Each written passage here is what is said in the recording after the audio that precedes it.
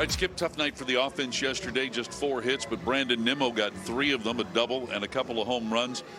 He's swinging the bat so well right now. What's giving him the opportunity for his success?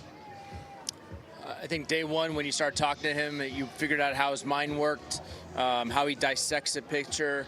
The game planning is elite, so it's not surprising when you watch him. Some guys will say what they're going to try to do during the game, before the game, during the hitters meeting, and then do something completely different at the plate, where he is very disciplined in what he's going to do with each pitcher.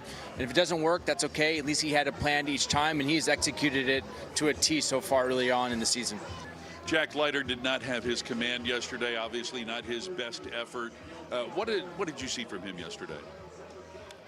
Well, he didn't have his best command. I will say that. It was a grindy type of outing for him.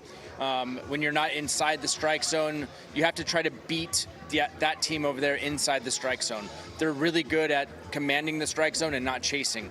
So if you get behind the count all the time, bad things typically happen. I think it's just one of those outings, honestly.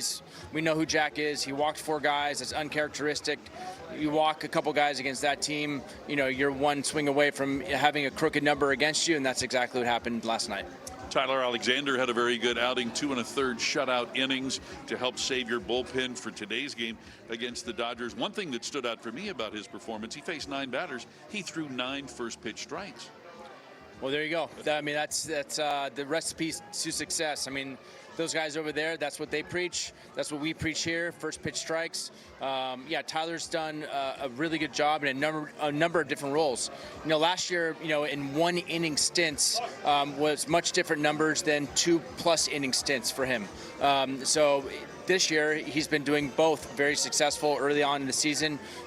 We're trying to get one time through the lineup, hopefully to get almost 3 innings out of him.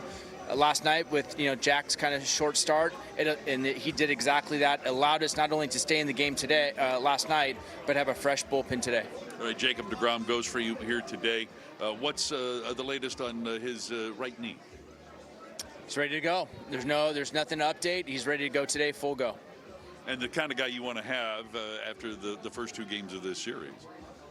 Well, he's a slump stopper, you hope, and that's just kind of the kind of guy he is.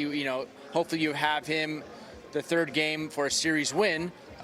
If not, then hopefully it's the guy that can salvage a series, and I think he'll do just that today. Wyatt Langford was out of the lineup yesterday dealing with that quad issue. I know you wanted to stay away from him. Is he available to you today? Not sure yet. We'll see what happens. All right, you've got Evan Carter hitting in the number 2 spot. Reasons for that, and I want to bring up the fact that Evan is your team leader in pitches seen per plate appearance. Well, we need to have more of that up and down the lineup. Last night was, we chased a lot of pitches.